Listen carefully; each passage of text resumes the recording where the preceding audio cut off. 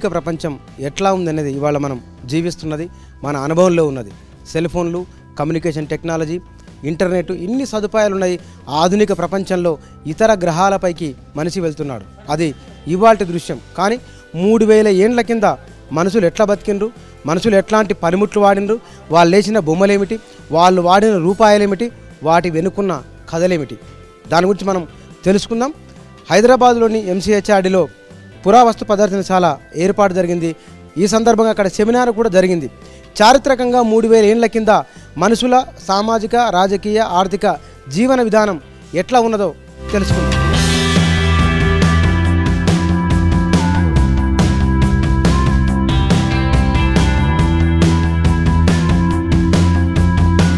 ఈ ప్రదర్శనశాలలో ఉంచిన అంశాలు ఏమేమి ఉన్నాయి, వాటికి సంబంధించిన చారిత్రక నేపథ్యాన్ని పురావస్తుశాల డైరెక్టర్ మన దగ్గర విశాలాక్షి గారు ఉన్నారు, వారిని అడిగి తెలుసుకుందాం. మేడం, ఇక్కడ ఇందులో ప్రధానంగా ఏ అంశాలు ఏ ఉద్దేశంతో పెట్టింది ఇక్కడ? ఇందులో 4-5 టైప్స్ ఆఫ్ ఎగ్జిబిషన్స్ ఉన్నాయి. ఒకటి మనకు కోటిలింగాల ఎక్స్కవేషన్లో దొరికే కాయిన్స్, రెండవది మస్కీ ఎక్స్కవేషన్లో దొరికే కాయిన్స్, మూడవది మనకు పుల్లూరు బండాల ఎక్స్కవేషన్ జరిగింది, ఆ ఎక్స్కవేషన్లో వచ్చే ఆర్టికల్స్. ఇక్కడ రాగచిత్రమాల పెయింటింగ్స్ ఎగ్జిబిట్ చేసాము. తర్వాత మన డిపార్ట్మెంట్ చేస్తున్న కన్జర్వేషన్ వర్క్స్ మీద, కన్సర్వేషన్కు ముందు ఎట్లా ఉండింది, కన్సర్వేషన్ తర్వాత స్ట్రక్చర్స్ ఎట్లా ఉన్నాయి అన్న డిఫరెన్స్ చూపించడానికి ఫోటోగ్రాఫ్స్ పెట్టాము. తెలంగాణ ప్రభుత్వం వచ్చిన తర్వాత ఫస్ట్ టైం కదా ఇది? అవునండి, ఇలాంటి ఒక సెమినార్ జరపడం తెలంగాణ గవర్నమెంట్ వచ్చిన తర్వాత కాదు, ఈ డిపార్ట్మెంట్ హిస్టరీలో కూడా ఇది ఫస్ట్ టైం ఇట్లా ఒక ఇంటర్నేషనల్ సెమినార్ మనం కండక్ట్ చేయడం అనేది. అవునండి, మిగతా నాగరికతలకు ఈ ప్రాంతంలో దొరికిన నాణ్యాలు కానీ లేకపోతే కనుక పెయింటింగ్స్ కానీ ఇతర పనిముట్ల ద్వారా కొత్తగా తెలిసిన విషయం ఏదైనా ఉందా? ఇప్పుడు మనకు కోటిలింగాల నుంచి చిముక అన్ని అక్షరాలు ప్రింట్ చేసే కాయిన్ దొరికింది. చిముక అనేది శాతవాహన డైనస్టీలో ఫస్ట్ కింగ్, ఆయన కాయిన్ మనకు ఇక్కడి నుంచి దొరికింది కాబట్టి మనం అథారిటేటివ్గా చెప్పొచ్చు కోటిలింగాలనే వాళ్ళు క్యాపిటల్ ఉండింది అన్నది. అట్లాగా మనకు ప్రతి ఒక్క ఫీల్డ్ నుంచి వచ్చే ఎవిడెన్స్ని మనం ఎట్లా అసిమ్యులేట్ చేసుకొని దాన్ని హిస్టరీగా రాయొచ్చు అన్నదానికి ఈ కాయిన్స్ కానీ, ఎక్స్కవేషన్ నుంచి వచ్చే ఆర్టికల్స్ కానీ, పెయింటింగ్స్ కానీ చాలా ఇంపార్టెంట్. ఇక్కడ మీరు ఏర్పాటు చేసిన వాటిలలో ఎన్ని రాజవంశాలకు సంబంధించిన ఆనవాళ్ళు ఉన్నాయి?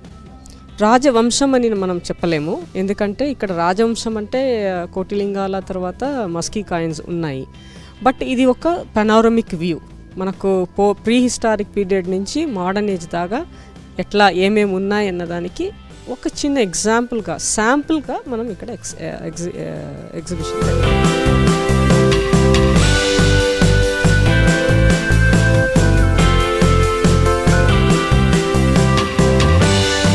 ఇటీవలి కాలంలో తెలంగాణ ప్రాంతంలో తవ్వకాల్లో లభించిన చాలా ఆధారాలు ఈ ప్రదర్శనశాలలో ఉన్నాయి.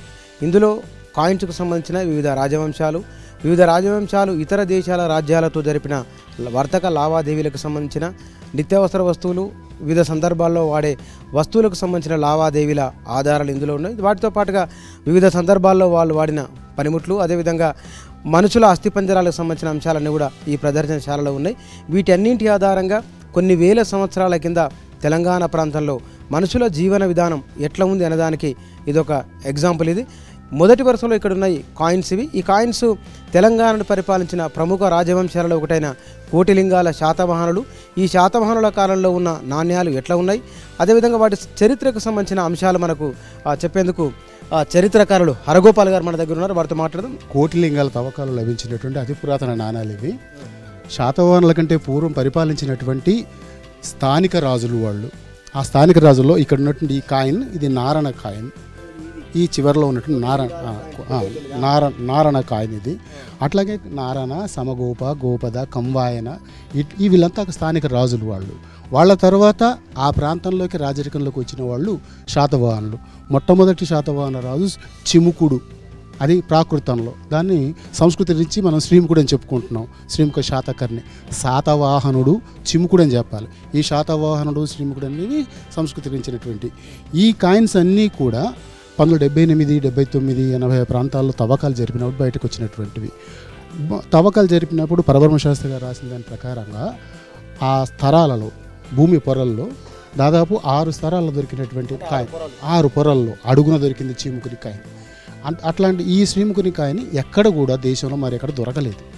కాబట్టి శాతవాహనుల పుట్టినిల్లు ఇదే అని, శాతవాహనుల రాచరికం ఇక్కడి నుంచి మొదలని చెప్పడానికి ఈ నాణ్యాలే ఆధారం. దీని గురించి దేమ రాజారెడ్డి గారు ఒక అద్భుతమైన పుస్తకం రాశారు. ఆయన రాయడం వల్ల ఈ శాతవాహనులు తెలంగాణ వాళ్ళు, తెలంగాణలో కోట్లింగాల రాజధానిగానే నిర్ధారణ అయింది. ఈ కాయిన్స్ దేంతో తయారైనాయి ఇవన్నీ? కొన్ని నాణ్యాలు 14 అంటాం మనం, 14 అనే నాణ్యం. ఆ 14 అంటే మన దగ్గర వెండి లభించదు, బంగారం లభిస్తుంది, వెండి లభించదు. వెండిని విదేశాల నుంచి మనం దిగుమతి చేసుకునేటువంటి వాళ్ళం. ఈ మిశ్రమ లోహాలతో తయారైనటువంటి నాణ్యాలు, వీటిని 14 నాణ్యాలు అంటారు. ఇవి భూగర్భంలో ఉన్నప్పటికీ కూడా అంటే ఎక్కువగా తుప్పు పట్టకుండా కూడా లభించడానికి కారణం ఇది. ఇవి దీనికంటే ముందు కూడా పూర్వ మౌర్యుల నాణ్యాలు కూడా లభించాయి. ఇక్కడ చూడండి సార్, ఇది ఇగో ఈ శాతకర్ణిది నాణ్యం, ఇది శాతకర్ణి నాణ్యం. ఇది అది కూడా శాతవాహన నాణ్యమే. అది కూడా చిముక, ఈ మొదటి రాజు అని చెప్తున్నాం కదా, అది చిముకుని నాణ్యం. దాని మీద రాత ఉంటుంది, బ్రాహ్మీ లిపిలో చిముక శాతకర్ణి అని రాయబడి ఉంది. ఆ అక్షరాలను బట్టి చదువు చెప్పటం అంతే. మనం అంటే పేర్లు లేనటువంటి నాణాలు ఉన్నాయి, ఇవి పంచమార్కుడు కాయిన్స్ అంటాం. అవి పంచమార్కుడు కాయిన్స్ కావు, ఇవి పేరున్నటువంటి నాణాలు. ఇవి గుర్తించడానికి తగిన విధంగా అట్లా కొన్ని నాణ్యాల మీద అక్కడ ఏనుగు గుర్తు, కొన్ని నాణ్యాల మీద జింకల గుర్తు, సింహాల గుర్తు, ఇండ్ల గుర్తు. శాతవాహనుల నాణ్యాల మీద సింహం కన్నా ఎక్కువగా ఏనుగ, గుర్రం ఉంటాయి. ఇవి కాకుండా దాని వెనకాల 4 వృత్తాలను కలిపేటువంటి ప్లస్ గుర్తుంటుంది, దాన్ని ఉజ్జయిని చిహ్నం అంటారు. ఆ ఉజ్జయిని చిహ్నం అనేటువంటి అతి ప్రాచీనమైనటువంటి ఒక కాయిన్ లక్షణం అది. అందులో వీళ్ళు వేసుకున్నటువంటి ఇప్పుడైతే ఏనుగు ముద్ర ఉంది అనుకో, దాని చుట్టూ అంచుల్లో వాళ్ళ పేరు రాయబడి ఉంది. ఏ రాజు అయితే వేయించినాడో వాళ్ళదే ఉంది. ముద్రలు ఉండడం అంటే అక్కడ ఆ రాజ్యానికి సంబంధించిన ఎంబ్లమ్ అనుకోవచ్చా, లేకపోతే ఇంకేమైనా కారణం? ఎంబ్లమే అంటే వివిధ కాలాల్లో వేరువేరుగా ఉన్నాయి. ఇప్పుడు అవే గుర్రం గుర్తులు, వాళ్ళ కింద సామంతులకు పనిచేసిన మహాతలవర్లు అంటారు. తలవర్లు కూడా వాళ్ళు గుర్రం గుర్తులు వేసుకున్నారు. ఈ గుర్రం గుర్తులో ఒకటి తలకాయ అంటే అప్వర్స్ రివర్స్లలో, ఒకటి కుడి దిక్కు, ఒకటి ఎడం వైపు ఉంటే కూడా రాజులు మారిపోతారు. ఇప్పుడు మన దేశంలో ఒక RBI ఉంది, అదే కాయిన్స్ ముద్రిస్తే అదే పంపుతుంది. అప్పుడు ఆ రాజుల కాలంలో ఒక రాజ్యం, పెద్ద రాజ్యం ఉంటే సామంత రాజ్యాలు కూడా కరెన్సీ ముద్రించుకునేదా, లేకపోతే కనుక ఒకటే అంత ఫాలో? రాజులకు అధికారము మహారాజు ఇవ్వాల్సి ఉంటుంది అన్నారా. మహారాజు అనుమతితోనే సామంతులు ముద్రించుకునేవాళ్ళు. అట్లాంటిది మనకు కాకతీయుల కాలం దాకా కూడా అట్లా సామంతులు తమ సొంత నాణాలు వేసుకునేటువంటిది సాంప్రదాయం ఉంది అన్నారా. ఇక్కడ వీళ్ళకి సామంతులు లేవు, వీళ్ళు స్వతంత్ర రాజులు. అయితే శాతవాహనులు ఆంధ్రభృత్యులని ఒక పదం ఉంది. ఆంధ్రభృత్యులు అంటే ఎవరికి సేవకులని ఒక పదం ఉంది. ఆ పదానికి సంబంధించి ఒక చిన్న ఆధారం మనకు దొరుకుతున్నట్టు, మౌర్యులు వచ్చి మన తమిళనాడు మీద దండయాత్ర చేసినప్పుడు వాళ్ళ వెంట నడిచిన సైన్యం పేరు ఓడిగర్ల సైన్యం అంటారు. ఓడిగర్ల సైన్యం అంటే తమిళనాడుకు ఉత్తరాన ఉండేవాళ్ళు. ఆ ఓడిగర్లు తెలుగు వాళ్ళు, ఇంకెవరు గారు. కాబట్టి బహుశా అయితే అందుకనే ఈ తెలుగు వాళ్ళు మౌర్యుల కాలం నాటి నుంచి అంటే వాళ్ళ కింద పనిచేసి ఉండొచ్చు, లేదా వాళ్ళు మహారాజు కాబట్టి సహాయం అడిగి ఉండొచ్చు, చేసి ఉండొచ్చు. స్వతంత్రులు వీళ్ళైతే సమగోపుడు వాళ్ళంతా స్వతంత్రులు, వీళ్ళు మాత్రం విస్తరించినారు. కాయిన్స్ రాజులు మాత్రం వెలువడితే వాళ్ళు వేసుకోరు, రాజులు మాత్రం వేసుకునేవాళ్ళు. లేదా గెలిచిన వాళ్ళు ఓడిన వాళ్ళ నాణ్యాల మీద తిరిగి తమ ముద్రలు వేసుకున్నారు, రీప్రింట్ చేసుకున్నారు.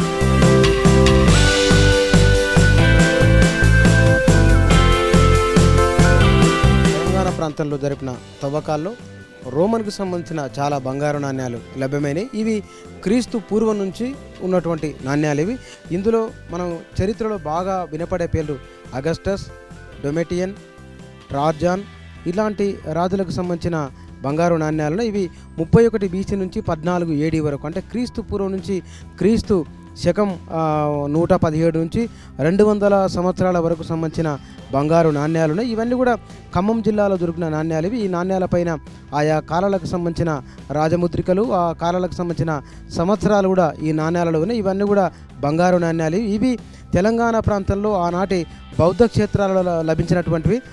ఆ సమయంలో సుమారుగా అంటే 1000-2000 సంవత్సరాల కింద తెలంగాణ ప్రాంతంలో ప్రధానంగా గోదావరి నది పరివాహక ప్రాంతం, అదేవిధంగా కృష్ణానది పరివాహక ప్రాంతం, మంజీరా నది ఇట్లాంటి నదీ పరివాహక ప్రాంతాల్లో మానవ నాగరికత ఎట్లా ఉన్నది, అక్కడున్న వ్యాపార కేంద్రాలు, రాజవంశాలకు సంబంధించిన రోమన్ నుంచి ఏ అంశాలు ఇక్కడ దిగుమతి చేసుకునే వాళ్ళు, ఇక్కడ నుంచి ఏవేవి ఎగుమతి అయ్యేవి. ఇందులో ప్రధానంగా సుగంధ ద్రవ్యాలకు సంబంధించిన, అదేవిధంగా అలంకరణ వస్తువులకు సంబంధించినవి చాలా ఎగుమతి అయినట్టు, అందుకు సంబంధించిన లావాదేవీల మారకమే ఈ బంగారు నాణ్యాలు. మన రాష్ట్రంలో వివిధ ప్రాంతాల్లో జరిగిన తవ్వకాల్లో బయటపడిన పనిముట్లు ఇవి.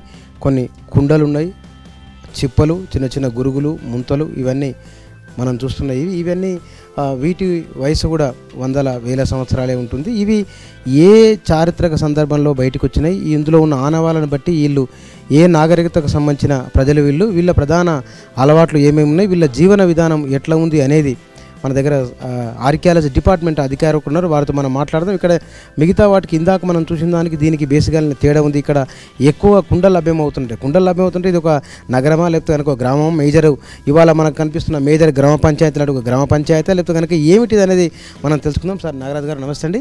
ఇక్కడ దీనికి సంబంధించి ఈ శిల ఉంది, ఇక్కడ ఈ శిల ఉంది, ఇవన్నీ పనిముట్లు ఉన్నాయి, ఇవి ఎక్కడ దొరికినాయి, అసలు వీటిని ఎట్లా అర్థం చేసుకోవాలి?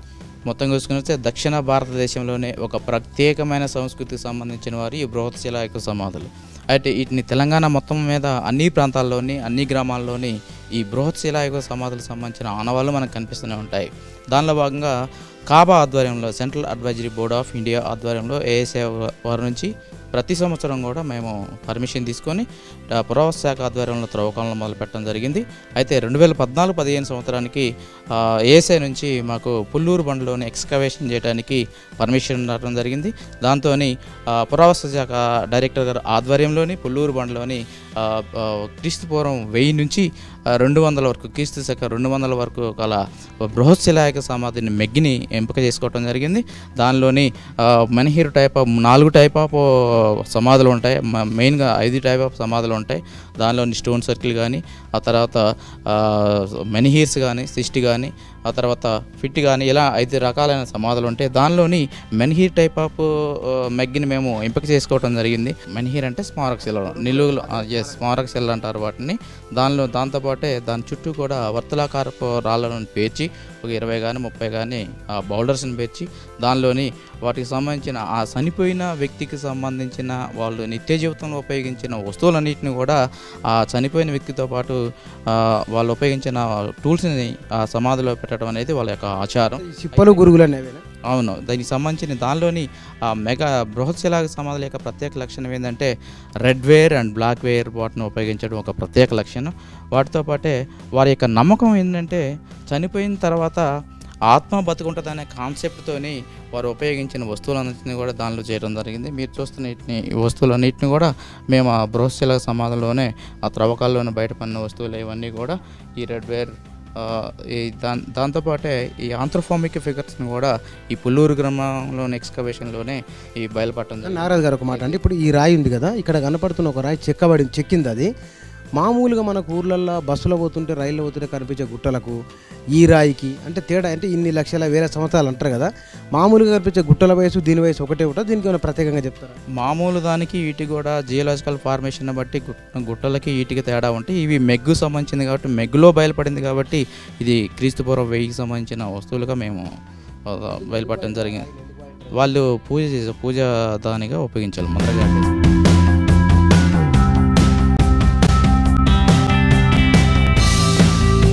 సాధారణంగా మనం చరిత్రను అధ్యయనం చేయడంలో ఉపయోగించే చారిత్రక పనిముట్లు ఇవి, కుండలు, ఆనాటి సమాజంలో ప్రజలు వాడిన వస్తువులు, ఇవన్నీ కూడా ఈ ప్రదర్శనశాలలో ఉన్నాయి. ఇందులో ప్రధానంగా మనం చూస్తున్నది మగ్గులు, జగ్గులు, కుండలు, చిప్పలు, గురుగులు, ఇట్లాంటివన్నీ కూడా ఆ రోజుల్లో ఆ సమాజాల్లో ప్రజలు వాడిన నిత్యావసరంలో వాడిన వస్తువులు అవన్నీ. వీటితో పాటుగా కొడవలి, అదేవిధంగా చాకులు, వేటకు ఉపయోగించే చాకులు, ఇవన్నీ కూడా ఇవి ఉన్నాయి. వీటి వయసు ఇప్పుడు మనం చూస్తున్న వీటి వయసు సుమారుగా 1000 నుంచి 1200 సంవత్సరాల వయసు ఉంటుంది. అంతకు ముందే ఆనాటి ప్రజలు వాడినాయి. ఇవాళ ఆధునిక సమాజానికి ఏమాత్రం తీసిపోని విధంగా కనపడుతున్న పనిముట్లు ఇవి. వీటి ద్వారానే అంటే ఇనుము భారతదేశంలోకి వచ్చిన అతి కొద్ది సంవత్సరాల తర్వాతనే ఇది వచ్చింది. అంటే సింధు నాగరికత దీనికి దగ్గర ఒక 500-600 సంవత్సరాలు వెనక ఉంటుంది. 500-600 సంవత్సరాల తర్వాత వచ్చిన నాగరికత, ఇది నాగరికత తెలంగాణ ప్రాంతంలో ఉన్నది. ఇట్లాంటి నాగరికత తెలంగాణ ప్రాంతంలో మనకు అనుకున్నది వరంగల్ జిల్లా, పాత వరంగల్ జిల్లా ఏటూరు నాగారం, ఖమ్మం జిల్లాలో ఉన్న శబరి నది, గోదావరి నది ఉపనదుల ప్రాంతంలో ఉన్న ఒక ప్రాంతం, రెండవది కృష్ణా గోదావరి నదుల ప్రాంతంలో ప్రధానంగా ఈ నాగరికతలు వచ్చినాయి. ప్రాచీన నాగరికతకు సంబంధించిన ఆనవాళ్ళన్నీ కూడా ఇందులో ఇవాళ ప్రదర్శనలో ఉంచింది. ఇది ఆధునిక శిలాయుగానికి సంబంధించిన మానవుల సమాధులు కూడా ఇందులో ఉన్నాయి. ఇవన్నీ కూడా ఆనాటి సమాజంలో ప్రజలు ఎక్కడ స్థిర నివాసం ఏర్పాటు చేసుకున్నారు, వారి జీవన విధానం ఏమిటి, వారి ఆహారపు అలవాట్లు ఉన్నాయి, వారి పూజకు సంబంధించిన అంశాలు ఏమేమి ఉన్నాయో కూడా ఈ ప్రదర్శనశాలలో ఉన్నాయి. ఇవన్నీ కూడా 3000 సంవత్సరాల కింద తెలంగాణ ప్రాంతంలో మనుషుల జీవన విధానం ఎట్లుందో చూయించేవి. వీటితో పాటుగా మనుషులకుండే ఆహారము, ఆ తర్వాత నివాసము, ఆ తర్వాత సంగీత సాహిత్య కార్యక్రమాలు ఉండేవి. ఈ సంగీత సాహిత్య కార్యక్రమాలలో చెప్పుకోదగ్గ పెయింటింగ్స్ 10,000 సంవత్సరాల కింద గుహలలో ఆనాటి మానవులు వేసిన వివిధ రకాల చిత్రాలు ఉన్నాయి. మనిషి తాను ఏదైతే చూస్తున్నాడో తన జీవితంలో తన పరిసరాలలో ఉన్న వాటినే రాతి గోడలపైన, రాతి కుడ్యాలపైన, రాళ్లపైన చెక్కిన బొమ్మలు ఉన్నాయి. 10,000 సంవత్సరాల కింద తెలంగాణ ప్రాంతంలో ఆదిలాబాదు, ఖమ్మము, నల్గొండ జిల్లాలో చాలా గుహల్లో బయలుపడిన జింకలు, దుప్పులకు సంబంధించిన చిత్రలేఖనం ఉన్నది. ఆ తర్వాత ఒక 1000 సంవత్సరాల అంటే 1000 సంవత్సరాలకు వివిధ రంగులతో కూడిన చిత్రాలు వచ్చినాయి. ఆ తర్వాత 13వ శతాబ్దానికి కాస్త అటు ఇటుగా కాగితాలపైన చిత్రలేఖనం వచ్చింది. తెలంగాణ ప్రాంతంలో సుమారుగా 2000 సంవత్సరాల కింద చిత్రలేఖనం ఎట్లా ఉన్నది, ఆ చిత్రలేఖనం ద్వారా ప్రజలు సోషల్ ఎకనామిక్ లైఫ్ ఎట్లా ఉందన్నది కూడా ఈ ప్రదర్శనలో ఉంచింది. గుహలలో నివసించిన మనిషి ఆ తర్వాత గుంపులుగా, గణరాజ్యాలుగా, రాజ్యాలుగా, సామంత రాజ్యాలుగా, సామ్రాజ్యాలుగా మానవ నాగరికత వికసించింది. అందులో తెలంగాణ ప్రాంతంలో సామ్రాజ్యాల నిర్మాణానికి 1000 సంవత్సరాల చరిత్ర ఉంది. చాలామందికి తెలుస్తున్నది 1000 నుంచి 2000 సంవత్సరాలుగా ఉన్న చరిత్ర. తెలంగాణ ప్రాంతంలో ఏ ఊరిలో చూసినా కోటలు ఉంటాయి. ఆ కోటలు కూలిపోయి ఉంటాయి, కోటలు కొన్ని ఆనవాళ్ళుగా మిగిలే ఉంటాయి.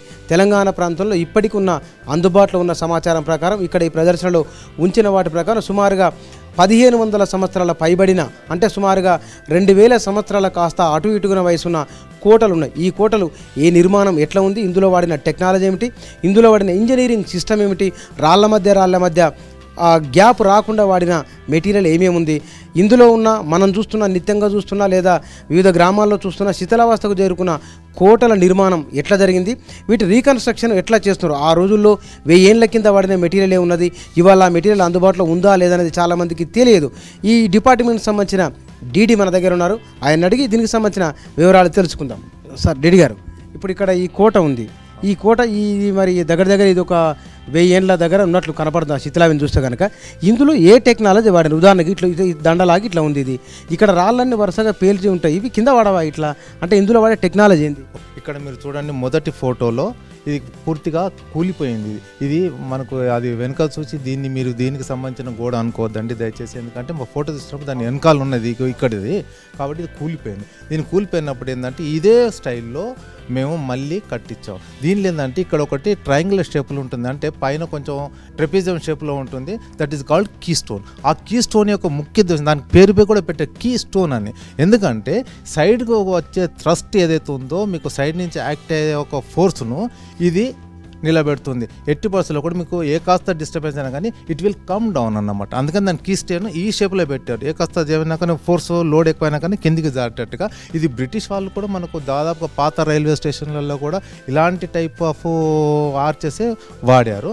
అదేవిధంగా మేము ఆ కీ స్టోన్ను చెక్కిచ్చేసి అక్కడ ఉన్న పాత వేరే ఇందులో 7 మొత్తం గేట్స్ ఉన్నాయి. ఈ విధంగా ఈ 7 గేట్లలో ఇది రెండవది పడిపోయింది కాబట్టి మాకు ఇలాంటి ఎవిడెన్స్ సేమ్ సైజు ఉన్నాయి కాబట్టి అలాంటి ఎవిడెన్సెస్ తీసుకొని అదే విధంగా ఈ స్టోన్స్ అన్ని కట్ చేపించేసి ఇందాక అడిగారు దీంట్లో ఏం వాడారు అని. మేము దీనికి సున్నమే వాడాము, లైమ్ మోటార్ అంటారు. ఇప్పుడేమో ప్రజెంట్ కండిషన్లో cement mortar, but we are not using, అప్పుడు ఎన్న ట్రెడిషన్లో ఏదైతే వాడారో అప్పుడు లైమ్ మోటార్ ఇప్పుడు కూడా వాడుతున్నాము. ఈవెన్ ఇప్పుడు కూడా మేము చేస్తున్నాం, అలాగే చేస్తున్నాం. టెంపుల్స్లో చాలా మటుకు పెద్ద రాళ్ళు ఉంటాయి, ఇట్లా వరుసలు వేసి కడతారు. ఈ ఇంజనీరింగ్ ఏమంటారు? ఇప్పుడు ఇంజనీరింగ్ అంటే ఇంతకుముందు ఇది 800 సంవత్సరాల క్రితం కాకతీయులు వాడిన టెక్నాలజీ. మేము విన్నది ఏంటంటే బహుశా అప్పట్లో ఏదో ర్యాంప్ వేసేసి ర్యాంప్ మించి ఏనుగుల చేత డొల్లిచ్కి వెళ్ళారు అని విన్నాము. బట్ అది ఎవరూ చూసి ఉండలేదు, ఇప్పటివరకు చూసిన వాళ్ళు కూడా ఉండరు. కాబట్టి ఇప్పుడైతే మేము దీని మోడర్న్ టెక్నాలజీలో క్రేన్ సాయంతోనే మేము చేస్తున్నాం. పురుషశిల, నపుంసకశిల, మధ్యమశిల అని 3 రకాలు ఉంటాయి. ఈ పురుషశిల అనేది మాత్రమే మూల విరాట్కు వాడతారు. ఉదాహరణకి బిర్లా టెంపుల్లో మొత్తం పాలరాతితో కట్టి వెంకటేశ్వర స్వామిని మాత్రం మూల విరాట్ మాత్రం బ్లాక్ బసాల్ట్తో పురుషశిలతోనే విగ్రహాన్ని చెక్కారు. ఈ పురుషశిల అనేది ఓంకార శబ్దాన్ని కూడా ఇచ్చింది తయారైన తర్వాత. దీని దేవాలయానికి మామూలుగా గర్భాలయం, అర్ధమండపం, మండపం, మహామండపము ఉంటాయి. ఈ కాకతీయుల కాలంలో మాత్రం బ్లాక్ బసాల్ట్తో కన్స్ట్రక్షన్ చేశారు.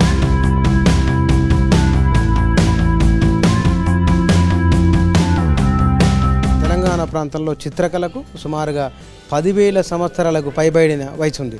తెలంగాణ వివిధ జిల్లాల్లో గుహల్లో బయలుపడిన రాతి గోడలపైన రాళ్లపైన గీసిన బొమ్మలను బట్టి అర్థమవుతున్నది. ఆ తర్వాత 1500 సంవత్సరాల కింద ఉన్న చిత్రాలు కూడా ఇందులో ప్రదర్శనకు పెట్టారు. ఇందులో ఉన్నాయి ప్రధానంగా రాగా రాగిని, బిలావల్ రాగిని, లలిత రాగిని, మెగా రాగా, బెంగాలీ రాగా, దేశీ రాగా, కూబా రాగా, మల్కూస రాగా, బైరాణి రాగా, కేదార రాగా, వివిధ కళా రూపాలకు సంబంధించిన ఇవన్నీ కూడా మనుషులు ఆయా సామాజిక రాజకీయ సందర్భాలలో గీసిన బొమ్మలు. ఇందులో ఉన్నాయి రాజుల రాణులకు సంబంధించినవి, వారి జీవన విధానానికి సంబంధించినవి.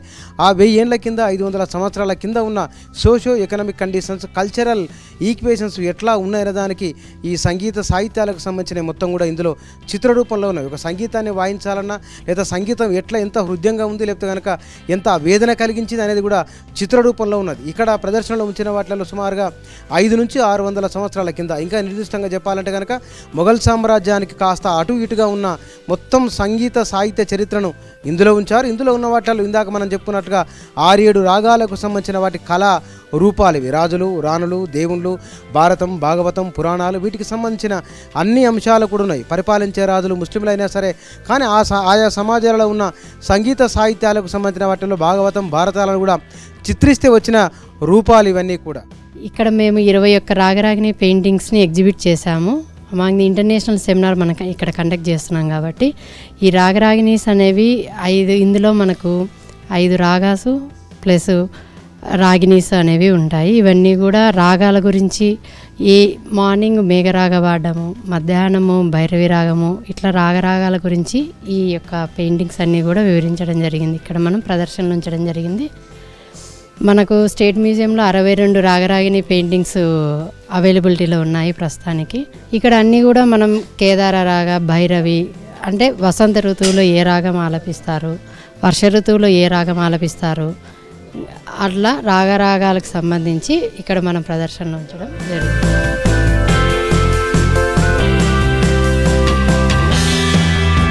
వేల సంవత్సరాల కింద తెలంగాణ ప్రాంతంలో మనుషుల జీవన విధానానికి సంబంధించిన ఆధారాలు, ఆనవాళ్ళు, వాళ్ళ జీవన విధానం ఇది. ఈనాటి ఆధునిక సమాజానికి కూడా అంతుచిక్కని టెక్నాలజీ ఉంది, అంతుచిక్కని జీవన విధానం ఉంది.